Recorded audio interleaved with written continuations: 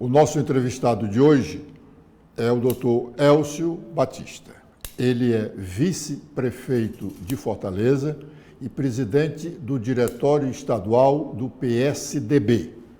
O PSDB cearense recebeu, nesta semana, a visita do presidente nacional do partido, o senador Marconi Perillo, que vem fazendo uma visita aos estados nordestinos para saber da realidade do PSDB hoje no Brasil. Doutor Elcio, obrigado pela sua presença aqui nos estúdios da TV da Transparência, uma TV que se propõe a estimular o debate das questões políticas, administrativas, as questões que dizem respeito ao interesse do nosso país, do nosso estado, da nossa cidade. Como foi e o que ficou da visita do senador Marconi Perillo? Bom, Edson, prazer estar aqui com você. Fico muito feliz em a gente ter a TV da Transparência, né? Um tema tão importante, né? O setor público e a democracia estão diretamente relacionados com essa ideia de transparência. Então, em primeiro lugar, de parabenizar e dizer que estou sempre disponível a participar, a animar esse debate, discutir as questões relacionadas com o estado do Ceará, com a cidade de Fortaleza, com o Brasil, né? Também eu acho que esse é um tema fundamental, sempre discutir o nosso país, as políticas públicas, o bom desenho delas, a avaliação dessas políticas, como é que a gente pode acelerar. Então, fica aqui, em primeiro lugar, os parabéns. Segundo, realmente recebemos a visita do Marconi Perillo, teve com o nosso senador Tasso Gereissati, fizemos uma reunião com lideranças, ele está visitando os 9 estados do Nordeste, visitou também o Tocantins, as cidades capitais. Em Fortaleza tivemos um momento com o senador Tasso, depois tivemos um momento com lideranças do partido em Fortaleza e no interior, e depois teve um pequeno encontro, um rápido encontro entre o senador Tasso, o Ciro e o Marconi Perillo, né? Ele veio justamente nesse momento visitar o Nordeste para, digamos assim, se apresentar e ao mesmo tempo apresentar o PSDB nos estados do Nordeste relacionados com esse momento de decisões eleitorais, candidaturas e filiações de prefeitos, vice-prefeitos, vereadores, né, na janela partidária. E segundo, também veio identificar questões, digamos, hoje, de interesse do partido, quem são as novas lideranças, como é que o partido está se posicionando nos estados. E, em terceiro lugar, identificar 2 temas que talvez sejam relevantes no Nordeste brasileiro, né, para que o partido possa incorporar isso a um novo programa, a um novo projeto nacional que está em processo de construção para 2026. Né? Então, foram esses os objetivos da visita do Marconi. Ficamos muito felizes com o que ouvimos da parte dele, dessa construção desse projeto nacional.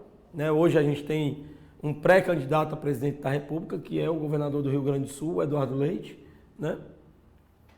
E aí, para ser candidato a presidente da República, o partido tem que ter um projeto. E esse projeto precisa emergir da escuta das lideranças e as lideranças escutando as bases dos municípios brasileiros, para que a gente possa ir dando forma a esse projeto. Então, foi muito interessante a visita dele à cidade de Fortaleza, ao estado do Ceará, e também a mensagem que ele deixou para todos nós. Doutor Elcio, qual é o tamanho do PSDB hoje no Ceará? Olha, essa sua pergunta, Edson, é bem interessante, porque se a gente for olhar do ponto de vista das conquistas e do passado do PSDB, o PSDB é o partido mais importante desse estado, porque foi aquele que deixou o maior legado para o Ceará com os governos do senador Tasso Gereissati, governador 3 vezes do estado, do ex-governador Lúcio Alcântara pelo PSDB, e depois pelo governo do Cid Gomes, que veio do PSDB, não foi governador pelo PSDB, mas deu continuidade a esse processo. Mas o irmão, o Ciro, foi governador exatamente pelo PSDB. Então, esse legado, não só do ponto de vista do projeto, não só do ponto de vista da cultura que ele nos deixou, e eu posso lhe colocar um dos aspectos fundamentais dessa cultura, que é o cuidado com o gasto público, com a busca do equilíbrio fiscal de forma permanente, buscando cuidar dos recursos públicos de tal sorte que eles sejam bem aplicados, combatendo os desvios, corrupção e construindo um sistema íntegro e transparente no estado do Ceará. Esse é um grande legado que foi deixado. Também foi deixado um legado de infraestrutura. Porto do Pecém, Castanhão, novo aeroporto de Fortaleza, obras de infraestrutura viária por todo o estado. Quer dizer, um novo estado do Ceará surgiu com a infraestrutura deixada pelo PSDB.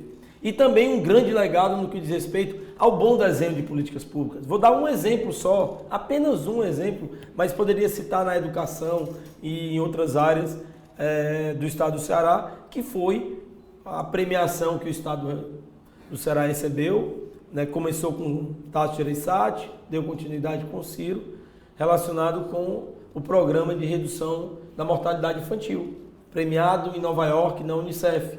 Eu costumo lembrar, e você também, Edson, eu vivia no interior até os 7 anos em São Nicolau, em Aiuaba, e o que acontecia lá? Todo dia tinha uma criança, um caixãozinho azul sendo enterrado. Essa memória, ela me marca desde a infância. E isso era repetido, né? Você chegava, às vezes, estava passando numa cidade do Ceará e tinha um grupo de pessoas indo em direção ao cemitério com um caixãozinho azul. Era uma criança morrendo antes de completar 1 ano. Naquele momento, eram 140 mortos por 1.000 nascidos vivos no Ceará. E o senador Tasso Gereissati criou um programa, os agentes de saúde, que reduziu isso numa proporção inimaginável no mundo. Tanto que o programa foi exportado para vários estados, vários países, várias nações do mundo todo. Então, temos esse grande legado. Agora, no presente, sendo direto no que diz respeito, quantidade de prefeitos, quantidade de vereadores. Hoje, a gente, na verdade, estamos buscando filiar novos prefeitos ou prefeitos ao PSDB, mas hoje a gente tinha 2 prefeitos, até eu assumi como presidente do estadual do PSDB, o prefeito de Grangeiro e a prefeita de Tururu. A prefeita de Tururu foi cassada e se afastou, né, da prefeitura e saiu do PSDB, e o prefeito de Grangeiro está migrando agora, saindo do PSDB. A gente está em discussão, acho que teremos em breve o anúncio de um prefeito importante no estado do Ceará, o PSDB. Temos hoje 8 vice-prefeitos, incluindo o meu caso como vice-prefeito aqui na cidade de Fortaleza. Tínhamos o prefeito de Cruz, o Jonas, que saiu também do partido, mas lá temos uma presença marcante do PSDB, o vice é do PSDB, temos uma bancada de vereadores significativa no município de Cruz. O próprio Jonas é um grande admirador do senador Tasso, é um grande entusiasta do PSDB, mas ele saiu por força das conveniências políticas, né, dos momentos políticos. E temos algo em torno de 70 vereadores e vereadoras antes da janela. Agora vamos ver como é que vai ficar com a janela. Provavelmente vamos perder alguns vereadores e vereadoras, também vamos ganhar outros. Vamos ver qual é o somatório disso e qual é o resultado depois do dia 6 de abril. Doutor Elcio, uma pergunta ao... Sim, temos uma deputada estadual, deputada Emília Pessoa, né? Aqui na cidade de Fortaleza, 3 vereadores e vereadoras, né, na cidade de Fortaleza, e a nossa deputada estadual, Emília Pessoa, é nossa pré-candidata em Caucaia. Doutor Elcio, uma pergunta ao sociólogo. Como é que se explica essa realidade política nacional hoje? É que um partido é grande quando ele tem o prefeito, quando ele tem o governador, quando ele tem o presidente da República. O PSDB foi o maior partido no estado do Ceará durante muitos anos, nos governos do Tasso, do Ciro e até do governo do doutor Lúcio Alcântara. Eles deixaram de ser governador, o governador passou a ser o Cid Gomes, aí o partido em que o Cid estava afiliado passou a ser o maior partido do estado do Ceará. E durante todo esse tempo, já quase 17, 18 anos, o PSDB que passou a ser um partido pequeno lá naquela época, ao fim do governo do Lúcio, continua sendo um partido pequeno. Hoje o partido grande é o partido do governador, o PT. Até bem pouco era o PDT. O PDT, com a saída do Cid, está esfacelado. Como se explica essa realidade nacional?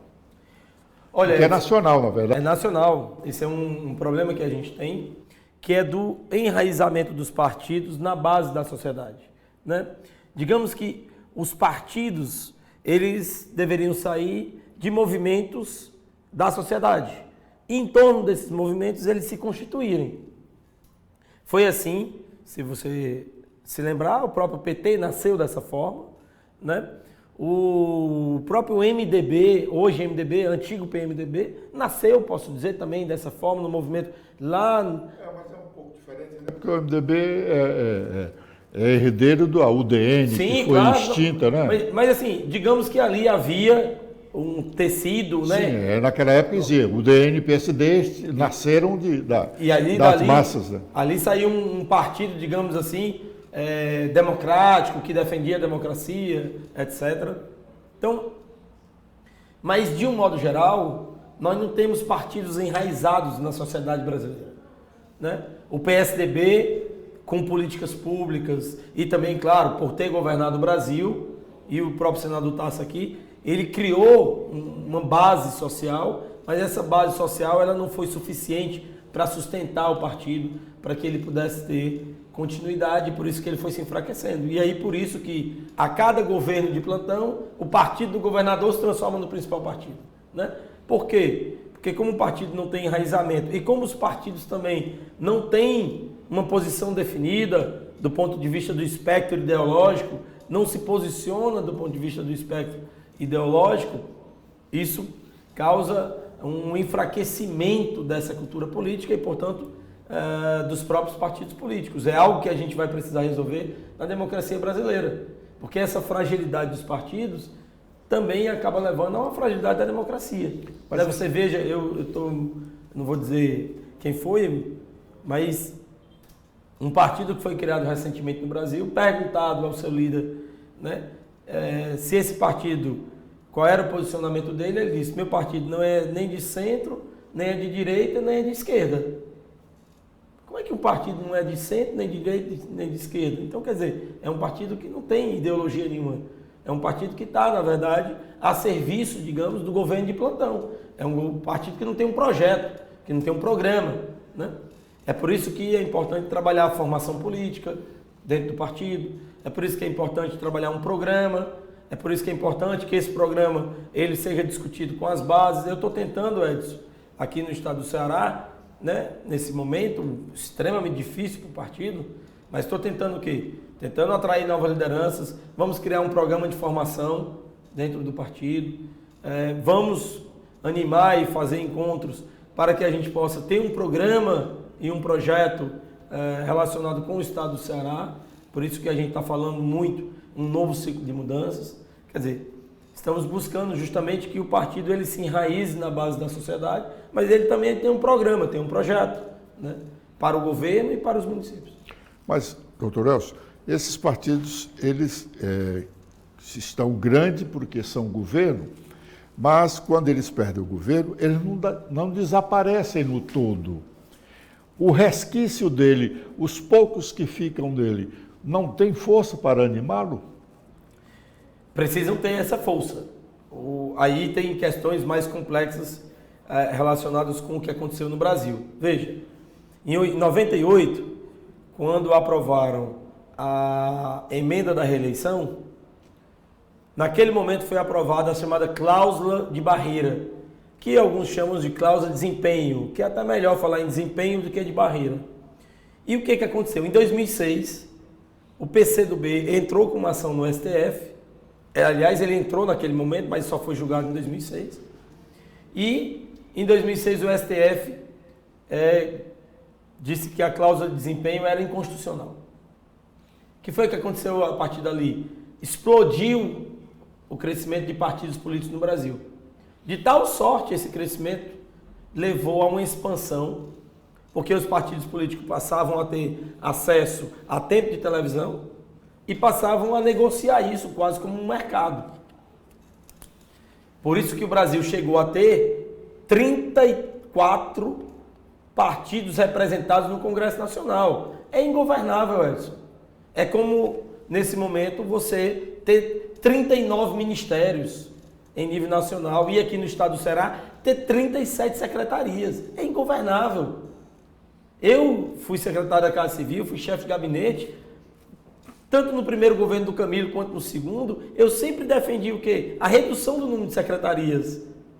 No segundo governo do Camilo, a gente reduziu e enxugou a máquina pública. Posso dizer, inclusive, eu era o secretário-chefe de gabinete e tinha o secretário da Casa Civil. No segundo governo, virou só uma secretaria, Secretaria da Casa Civil. Nós integramos a Secretaria de Desenvolvimento e Trabalho com a Secretaria de Desenvolvimento Econômico. Virou uma secretaria só, porque se para ter economia tem que ter trabalho, e para ter trabalho tem que ter economia. Então não tem sentido ter duas secretarias diferentes, tem que estar junto. Então veja, nós praticamos isso, eu defendi isso desde o primeiro momento. Mas o que aconteceu depois de 2006 foi uma explosão, um aumento no número de partidos, um aumento no número de ministérios e uma super, ultra, mega divisão administrativa para fazer conchavo, para dar cargo para político, para dar cargo para pessoas que não têm qualificação nenhuma naquela área, apenas para angariar o apoio partidário. E aí o que aconteceu? Para esse quadro ainda ficar mais grave, né? E essa negociação virou espúria, por isso que explodiu a corrupção no Brasil, o financiamento deixou de ser privado e passou a ser público. Mas em 2017, nós tivemos o quê? Nós tivemos o retorno da cláusula de desempenho. Por isso que nós estamos assistindo no Brasil agora uma queda do número de partidos. Está diminuindo o número de partidos novamente. Porque veio também a história da federalização, né? A federação passou a ser um dos instrumentos, né, para você juntar partidos que eram relativamente grandes, ficaram pequenos, mas o Brasil parece que caminha para ter algo em torno de 10 partidos políticos, ou incluindo as federações. O jornal Estado de São Paulo, esta semana, na quarta-feira, publicou uma matéria mostrando que nos últimos 4 anos não houve criação de partido político aqui no Brasil. Embora tenhamos lá 70 processos de criação de novos partidos. Eles estão tendo dificuldade, as pessoas estão tendo dificuldade de formar partidos, né? Como foi a facilidade que tinha de formar um PROS, que foi um partido só para receber dinheiro do próprio governo, do fundo partidário e do fundo eleitoral, né? E deu no que deu, a confusão aí, né? E hoje tem uma briga danada aí no União Brasil, que deprimente até, acusando os políticos dirigentes de partido de tocar fogo na casa do outro, por exemplo. Veja, mas é interessante você analisar o ciclo. Vamos lá. O ciclo foi de 98 a 2006. A ideia era reduzir o número de partidos com a cláusula de desempenho. 2006, com a queda da cláusula de desempenho, o estímulo foi: cria partido, que você tem dinheiro, tem tempo de televisão e vai negociar, vai vender. 2017, desestímulo à criação de novos partidos, redução do tempo de televisão e do acesso a fundos públicos. Passa a ter acesso a fundo público e tempo de televisão só se você tiver um número X de deputados federais no Brasil e um número X de votos no território nacional em pelo menos 9 estados. Então, quer dizer, agora saímos do estímulo para o desestímulo. Então vamos reduzir o número de partidos. Qual é a minha defesa? Eu sempre defendi, Edson, desde sempre o seguinte: criar partido político deveria ser muito fácil no Brasil. Um grupo de pessoas se reúne, quer criar um partido político, ele tem que ser nacional, você defende uma bandeira e vai atrás de se candidatar e ter voto. Deveria ser assim. Agora, você só passa a ter acesso a recurso público, só passa a ter acesso a tempo de televisão se o seu desempenho for bom. Como é o que está acontecendo agora. Não mudou da forma como eu esperava, porque ainda para criar um partido político no Brasil, você tem que ter mais de 500 mil assinaturas, essas assinaturas precisam ser todas checadas em cartórios pelo TSE, você precisa fazer com que as assinaturas sejam pelo menos em 9 estados brasileiros, enfim. Então tem uma burocracia para criar. Doutor Elcio, não é desestimulante o trabalho do presidente estadual do PSDB no Ceará diante da realidade do partido nacionalmente? O partido está esfacelado no seu berço de nascimento, né? São Paulo. Né? Olha, realmente, Edson, a sua pergunta é fascinante pelo seguinte, porque ela, ao mesmo tempo, remete a uma questão pessoal minha e depois a uma questão coletiva. Do ponto de vista pessoal, o momento em que o PSDB se encontra, eu vejo como um estímulo para mim, pessoalmente, no sentido de ser um grande desafio. Talvez seja o maior desafio da minha vida, que é reconstruir um partido, reorganizar um partido, né?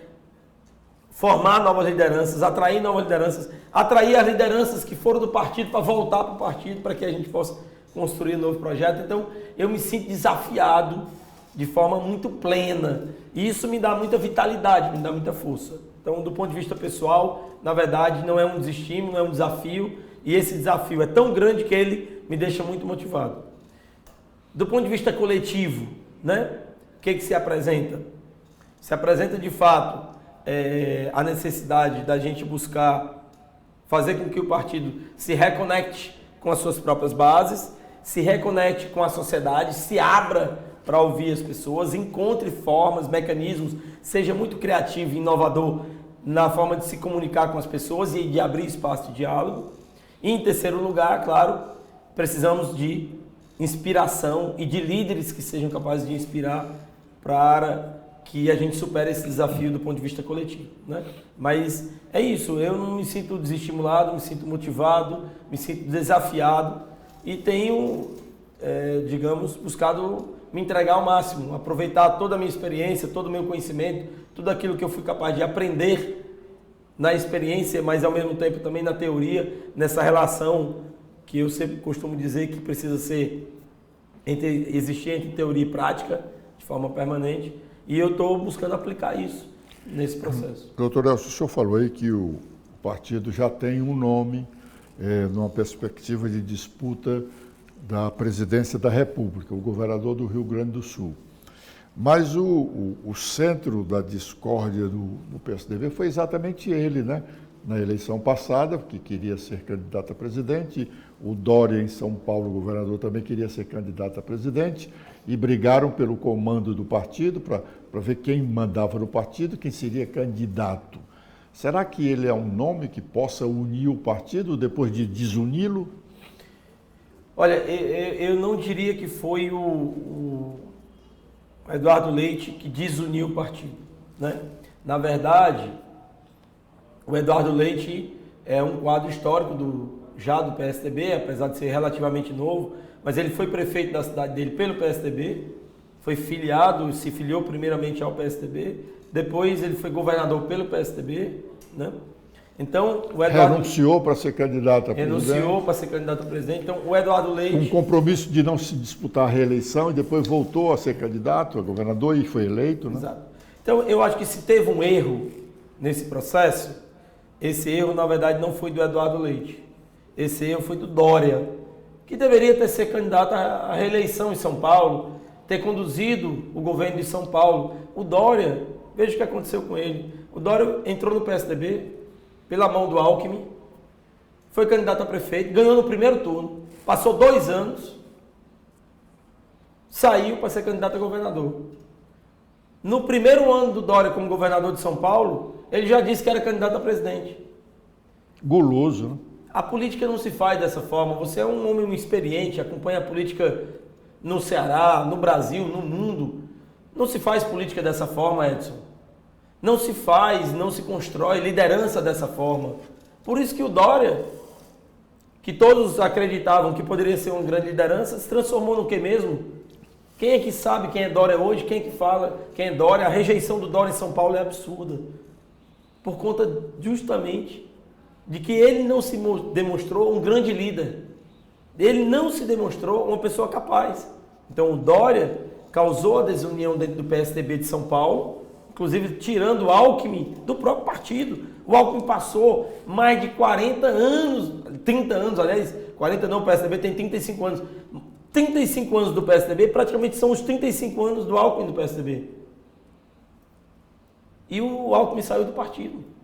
Então a desunião foi provocada por esse espírito, na verdade, desagregador do Dória em São Paulo, que acabou levando à implosão do partido no Brasil todo, inclusive fazendo com que o partido não tivesse candidato a presidente. Outro erro provocado por isso. Deveríamos ter tido candidato a presidente em 2022.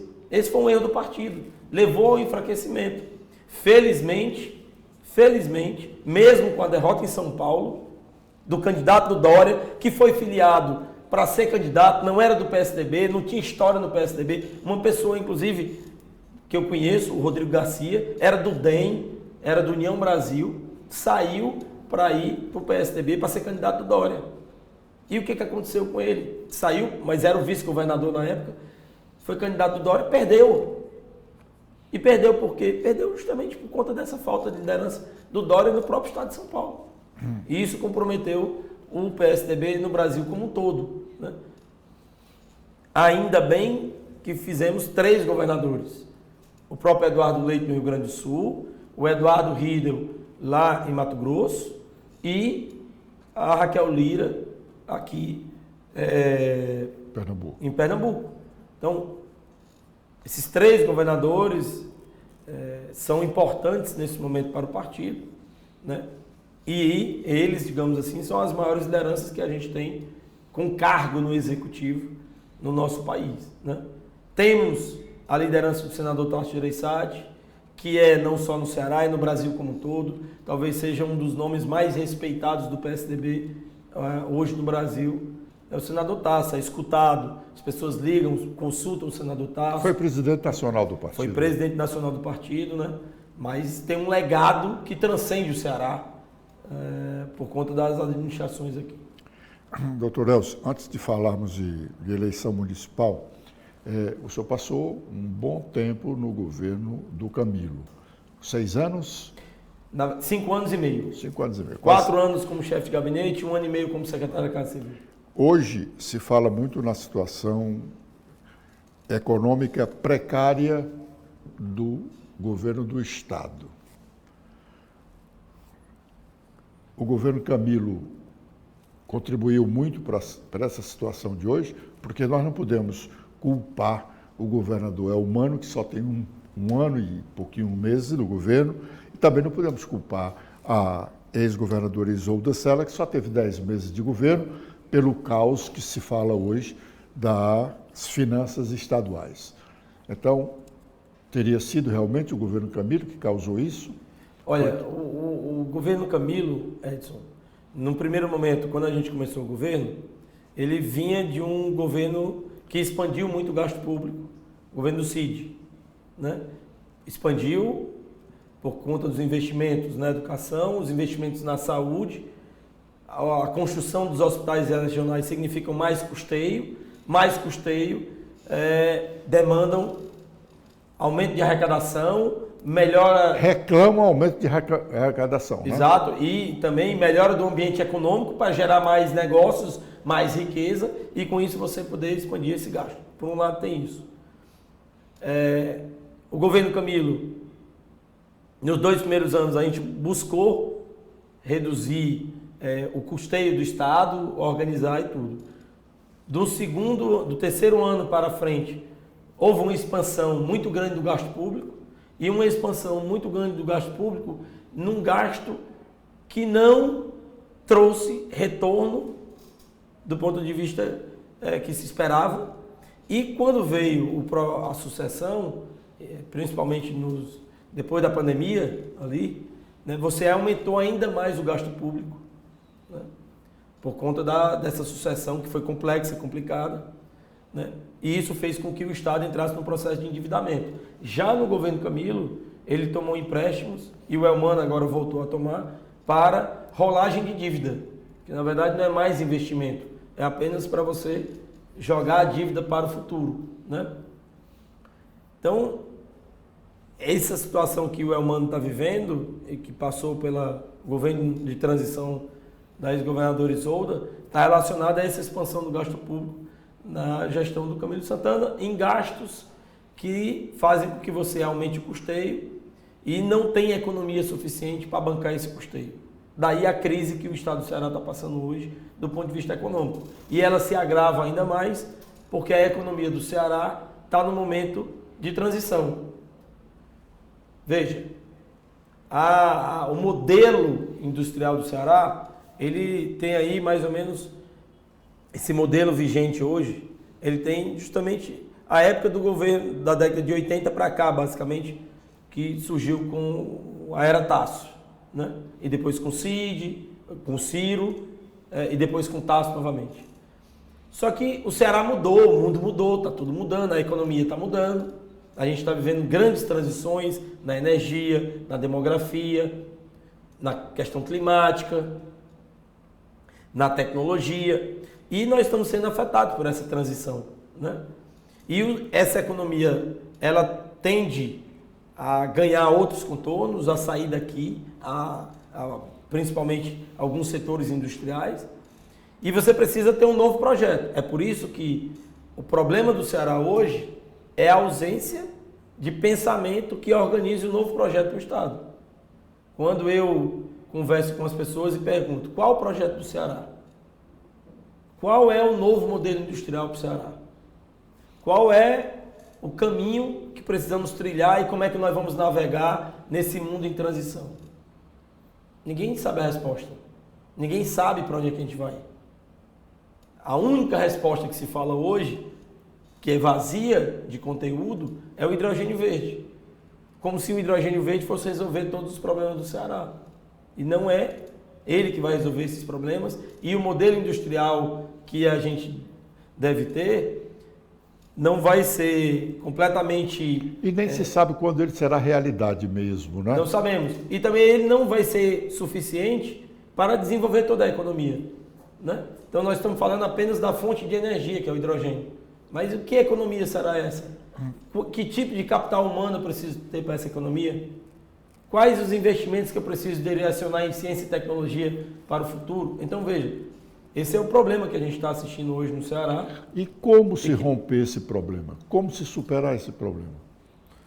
Olha, a primeira coisa que você precisa ter é um governo bem estruturado, bem organizado, que também não é o caso agora. Um governo que tem 37 secretarias, dificilmente você vai conseguir construir um projeto relacionado com esse futuro, porque é um governo muito dividido, muito desintegrado. Primeira condição para você construir um projeto para o Estado do Ceará é você ter um governo que seja bem integrado, um governo bem organizado e com boa coordenação.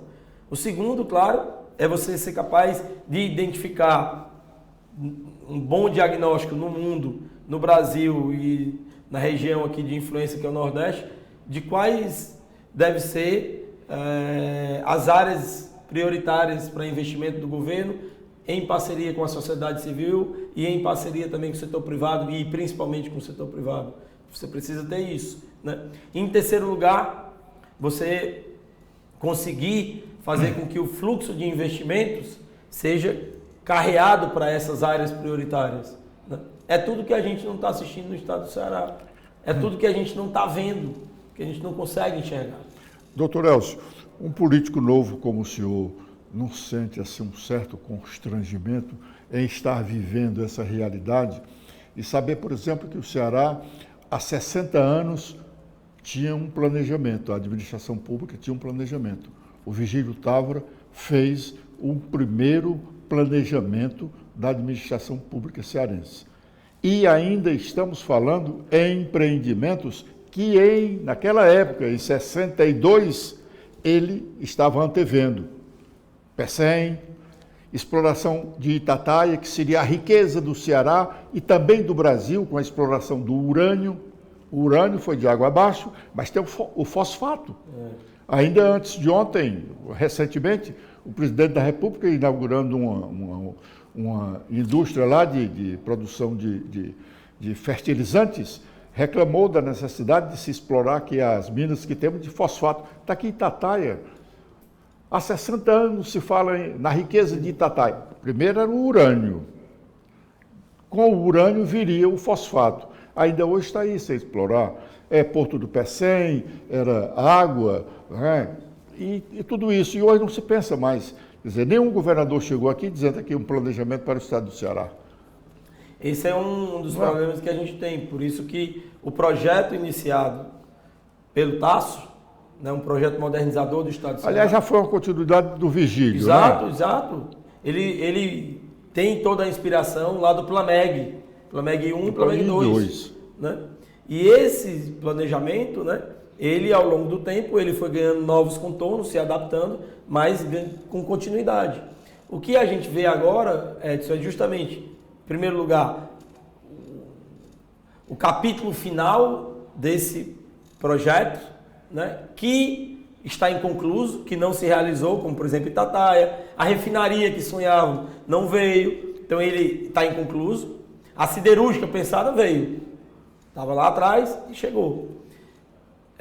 Então, é o capítulo final desse modelo e desse projeto que tem a ver com outro tempo.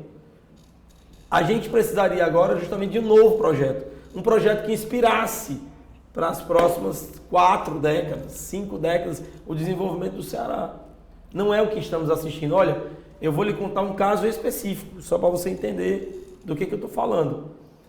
Quando eu estava no governo Camilo, desde muito tempo, a Constituição do Estado do Ceará, a Constituição de 89, ela trouxe lá um artigo dizendo que 2% da receita tributária no Estado deveria ser feito investimento em ciência e tecnologia e inovação. O Ciro, quando governador, criou o sistema de ciência, tecnologia e inovação no Ceará, inclusive criando a FUNCAP, Fundação Cearense de Amparo à Pesquisa. Só que nunca nenhum governador alcançou os 2%. Aliás, nenhum nunca passou de 1%. Nenhum. Quando eu estava no governo, eu venho da universidade, eu fui bolsista da FUNCAP de mestrado, recebi bolsa do mestrado aqui no Ceará, da FUNCAP. Quando eu estava no governo do Estado do Ceará, o TCE, o Tribunal de Contas do Estado, ao longo de muitos anos vinha cobrando. Estado, está na Constituição, você não vai cumprir não, governo, que está na Constituição? E aí, numa das contas, chegou um momento em que o Tribunal de Contas disse, olha, Estado, o que você vai fazer? Governador, o que você vai fazer? Bom, Estado não, governo, executivo. Quando me procuraram, o secretário de Planejamento, à época, sobre essa questão, foi levado ao governador, eu me coloquei contra. A defesa, num primeiro momento, era, não, vamos mudar a Constituição. Eu falei, não tem sentido isso. Defendi para o Camilo que não deveria mudar a Constituição. E mostrei para ele a importância do que era ciência e tecnologia no Ceará. E a importância da FUNCAP para o desenvolvimento do Ceará. Me reuni com o Juvencio Viana, que era procurador do Estado, com Maia Júnior, que era o secretário de Planejamento, com o Mauro Filho, que era o secretário de Finanças, e dissemos com o controlador-geral do Estado, que à época era o Luiz Carvalho, continua. Fizemos um plano, levamos ao Camilo e mostramos. Camilo, vamos fazer um plano e apresentar ao Tribunal de Contas, dizendo que a gente vai alcançar os 2% em 10 anos. A cada ano você vai incrementar o investimento. Ele viu o plano, concordou, Camilo, apoiou o plano e nós fomos no Tribunal de Contas do Estado conversar com o presidente do Tribunal de Contas. Apresentamos o plano, Edilberto Pontes era o presidente. Ele ficou entusiasmado com o plano, ele é um doutor, um pesquisador, uma pessoa com excepcional formação. A gente tem a sorte de ter aqui um Tribunal de Contas com pessoas extremamente qualificadas. É uma pessoa que acredita na ciência, que acredita no conhecimento, que acredita no poder de transformação do conhecimento de uma sociedade. E assim nós fizemos. O que aconteceu na transição do governo Isolda para o Elmano. Foram lá e quiseram acabar com o compromisso do Estado e mudar a Constituição. Aprovar uma lei mudando a Constituição. Eu escrevi no jornal, fui para a televisão, fui defender que isso não podia acontecer. Mas olha só, o governo querendo não fazer os investimentos em ciência, tecnologia e inovação. Como é que você pode ter futuro sem conhecimento? Naquele primeiro momento, foi uma iniciativa do atual presidente da Assembleia, o Evandro Leitão, propôs uma emenda à Constituição, acabando com a FUNCAP e criando um mecanismo lá para ludibriar o próprio Tribunal de Contas e a sociedade. Houve uma reação da comunidade científica, essa emenda constitucional ficou guardada, mas depois ela foi aprovada. Infelizmente foi aprovada. Por que é que os políticos têm medo da universidade? Porque os políticos têm medo do conhecimento. Conhecimento, só tem medo do conhecimento quem não conhece. Né? Tem medo do conhecimento quem não conhece. Mas tem medo do conhecimento também, porque o conhecimento, claro, é um instrumento de poder. Ele é um instrumento de desafio do poder. Ele é um instrumento que desafia, que é capaz de confrontar o poder. Olha o que você está fazendo aqui. Você criou uma TV da transparência. A transparência, todo governo tem medo da transparência. Todo governo tem medo de debater as questões que a gente está debatendo aqui. Porque você vai precisar ter argumentos para defender o seu posicionamento, que é o que eu estou dizendo em relação ao investimento em ciência, tecnologia e inovação. Como é que o Ceará terá futuro sem investimento em ciência, tecnologia e inovação? Eu ia lhe dar um outro exemplo, mas eu vou já dar o exemplo. Mas antes disso, tem um filme famoso, O Nome da Rosa. É um livro. O livro, mas e tem originou um filme de Humberto Eco. O que é o filme e o que é o livro? O livro é o seguinte, é uma grande alegoria o nome da sobre Rosa. o conhecimento. E toda a disputa em torno do livro e do filme é pelo quê? É por uma biblioteca inacessível à maior parte das pessoas. Porque o conhecimento que estava lá poderia libertar as pessoas do jugo, do poder autoritário, do poder ditatorial, do poder baseado na submissão das pessoas. Então veja, é esse o medo da universidade, Edson.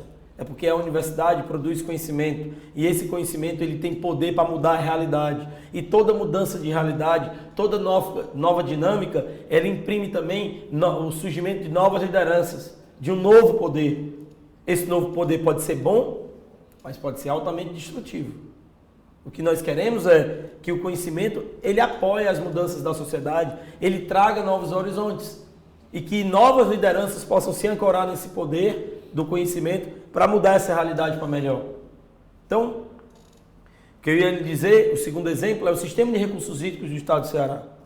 Montado também na gestão do Tasso, com um grande pensador, Hipéricles Macedo, grande referência, montou o Sistema de Recursos Hídricos do Estado do Ceará.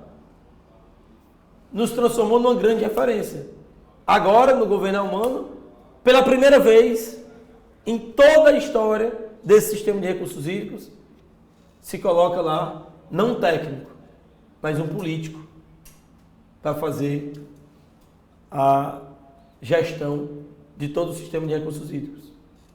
Um político sem experiência, que tem outras habilidades, outros conhecimentos, outras capacidades, mas não para fazer a gestão de recursos hídricos, um tema essencial para nós, para o nosso desenvolvimento. Então, são demonstrações como essa, Edson, que comprometem qualquer expectativa em relação a um projeto de futuro para o Estado do Ceará. Você citou o nome do Hipéricles Macedo, realmente era um nome nacional nesta área, né, de recursos hídricos.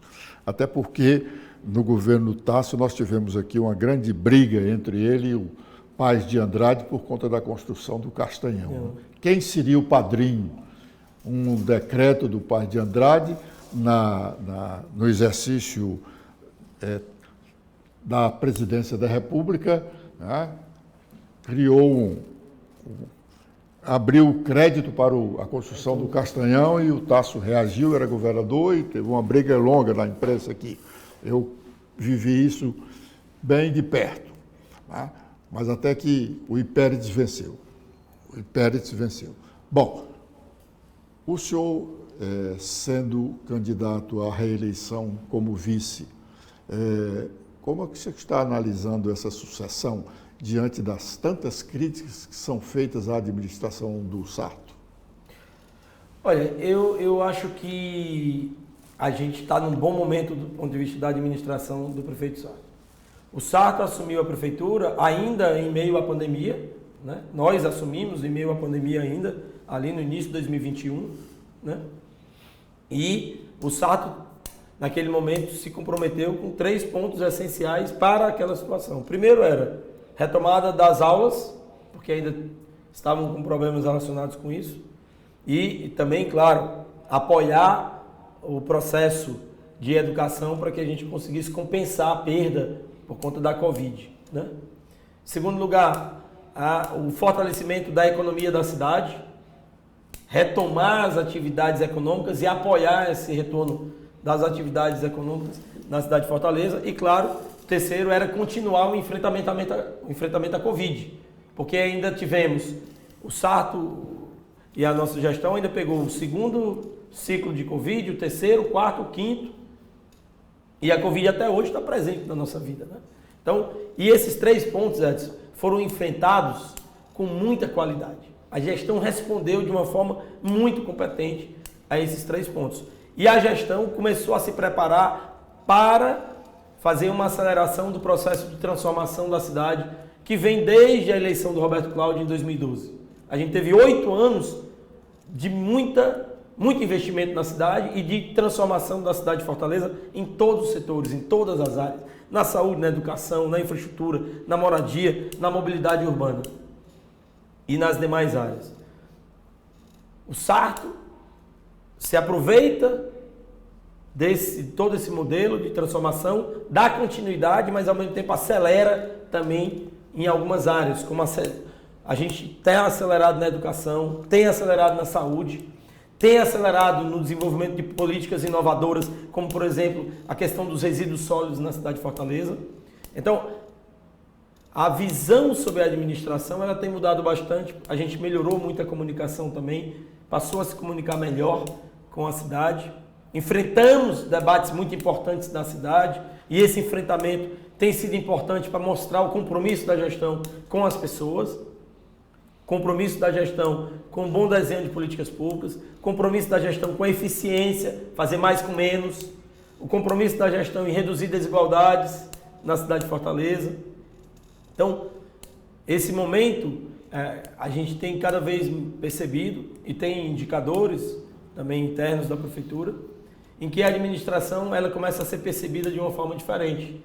Ela começa a ser percebida como uma administração muito eficiente, de muita entrega, com alto impacto naquilo que está fazendo. Então eu fico muito feliz da gente estar juntos nesse processo, né, que é justamente de submeter à população os nossos nomes para uma reeleição, bem como a aliança entre o PDT e o PSDB aqui em Fortaleza, que a gente está tentando replicar em outros municípios do estado do Ceará, para que a gente não só dê continuidade àquilo que estamos fazendo, mas a gente seja capaz de inovar no segundo governo, dando ainda mais aceleração a esse processo de transformação e criação de oportunidades, principalmente para as novas gerações. O senhor falou aí em aceleração da educação. Esse acelerar é como se está com o carro parado e acelerando, se sobe, ele não evolui. Na verdade, a educação, nós continuamos falando em educação, melhorar a educação, e a educação pública continua estagnada? Não, ela melhorou muito sob a gestão do Roberto Cláudio. Eu estou vindo para cá conversar contigo e estava numa escola, né? E eu disse para os alunos, olha, vocês estão nessa escola aqui, quantos anos vocês tinham em 2012? Aí a maioria deles, 1 ano. Eu disse, olha, pois essa escola aqui tem um pouquinho da minha contribuição para ela existir. Porque em 2012 eu estava coordenando o plano de governo do Roberto Cláudio. Na época, junto com o Eudoro, inclusive o pai do Camilo. E Fortaleza não tinha uma escola em tempo integral. E a gente apresentou para o Roberto a proposta para que ele fosse o primeiro prefeito de Fortaleza a se comprometer em fazer escola em tempo integral na cidade de Fortaleza. E hoje Fortaleza, Edson, tem aproximadamente 70% das matrículas em tempo integral. São quase 40 escolas que foram construídas do zero em tempo integral. Isso é uma grande revolução que está ocorrendo na cidade. A cidade de Fortaleza hoje tem 260 mil aproximadamente alunos na nossa rede municipal. Hoje, nós já somos, entre as capitais, a primeira ou a segunda no Brasil em termos de desempenho nas séries iniciais. Fortaleza, em 2012, era o último município do estado do Ceará em avaliação da educação no ESPAES. Hoje, nós já estamos numa posição ali, já, claro, pelo tamanho do município, comparado com os pequenos, né? Mas já estamos brigando ali pela liderança no estado do Ceará e tem muitas escolas de Fortaleza que já estão entre as melhores do estado. Fortaleza, em 2012, na educação, Edson, Fortaleza não tinha, como tem hoje, centros de educação infantil em que as crianças já podem chegar com 6 meses de idade, com salas de inovação. Então, veja, tudo isso é investimento na educação, na primeira infância, que se traduz, claro, aí você tem que ter a curva do longo prazo para esperar essa geração, ela se desenvolver. Né? Doutor Elcio, a gente fala realmente em números, os números são expressivos, em qualidade está melhorando, mas por que o vereador, o deputado, o prefeito, o governador não tem o seu filho na escola pública? Essa é uma grande questão que deveríamos repensar sempre, né? Porque a escola pública deveria ser uma escola capaz de abrigar tanto pessoas ricas, quanto pessoas de classe média, quanto pessoas pobres. Ela deveria ter essa diversidade, porque ela é super importante, inclusive, para o desenvolvimento do ser humano, vivenciar essa diversidade. Mas, infelizmente, o Brasil, primeiro, o Brasil foi um dos países que mais demorou para universalizar o acesso à educação no mundo. Segundo, o Brasil criou mecanismos, incentivos para o setor privado se apresentar como uma opção para nossas elites. Terceiro, o Brasil demorou muito para acordar e para fazer investimentos na educação voltados para a qualidade. Então, tudo isso comprometeu em demasia a existência de um modelo de escola pública universal que todos pudessem acessar e que, na verdade, a escola privada fosse uma rara exceção, uma pequena exceção. Mas nós já tivemos isso aqui, doutor. Já tivemos. Tivemos o Colégio Liceu do Ceará, tivemos o Colégio das Mulheres ali que fica em frente à Imaculada, o colégio, como é o nome?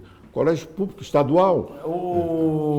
Inclusive o Instituto de Planejamento fica muito próximo. Exatamente. Então, tivemos esses colégios todos. Mas veja, esses colégios eram colégios públicos, mas eram colégios para uma elite. Na hora que você universalizou o processo e abriu para que todo mundo participasse, o que aconteceu? Parte dessa elite migrou para o setor privado. Mas é preciso dizer que não era a elite a elite comum que se fala, que é a elite que tem dinheiro, né? A elite de branco. Era a elite porque era selecionada. Você entrava no liceu para fazer o exame. Claro. Como tinha na época, lá atrás, o exame de admissão, para você sair do curso primário para o ginásio. Mas acabava que a maior parte das pessoas que eram selecionadas vinham naquela época já das classes médias e altas. Muito bem, como hoje está na universidade pública. A universidade pública é para esses bem formados, né? E a universidade particular é para os pobres, que não tiveram uma boa formação, porque tiveram que ficar constantemente, durante todo o tempo, na escola pública. Nós vamos fazer uma campanha aqui, pedindo para o eleitor, que vai votar agora para vereador e prefeito, perguntar se o candidato dele tem um filho ou um neto ou um sobrinho na escola pública, para ver se melhoramos a qualidade da escola pública, porque os professores da escola pública, embora não sejam muito bem remunerados, mas são melhores remunerados do que os professores da escola particular. Privada. Sim. E agora sim, Edson, é muito importante esse seu questionamento e levantar essa questão, é fundamental no nosso tempo, Mas eu posso te dizer, hoje nós já temos escolas públicas em que o desempenho dos alunos Sim. é muito melhor do que em escolas privadas. Temos, são Então, exceções. Assim, São exceções, não é regra. Mas Né? a melhoria, ela é constante. Então, Não deveríamos ter nenhuma melhor do que a outra, nem a particular ser melhor do que a pública, nem a pública melhor do que a particular. Todas têm o mesmo nível. Né?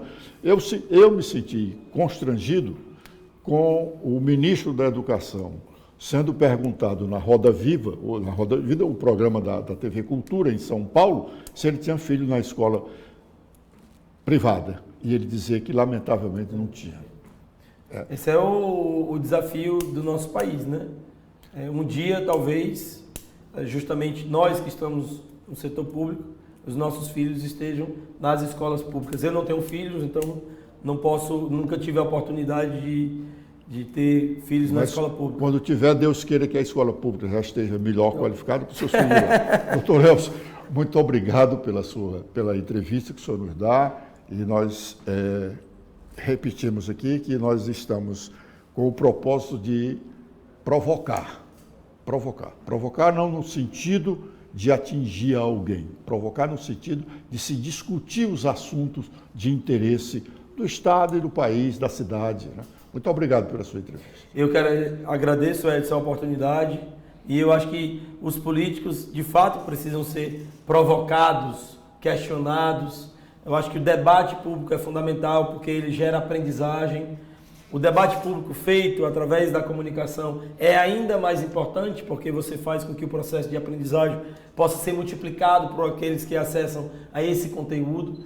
Então, quero lhe parabenizar, agradecer também a oportunidade de estar aqui na TV da Transparência, dizer também do meu compromisso com o setor público, com as causas que são fundamentais para o desenvolvimento do ser humano e especificamente da cidade de Fortaleza, e também me deixar aqui à disposição para não só uma segunda oportunidade, mas também mais oportunidades de participar do debate. Sem dúvida, o senhor será convidado. Muito obrigado. Obrigado. Obrigado.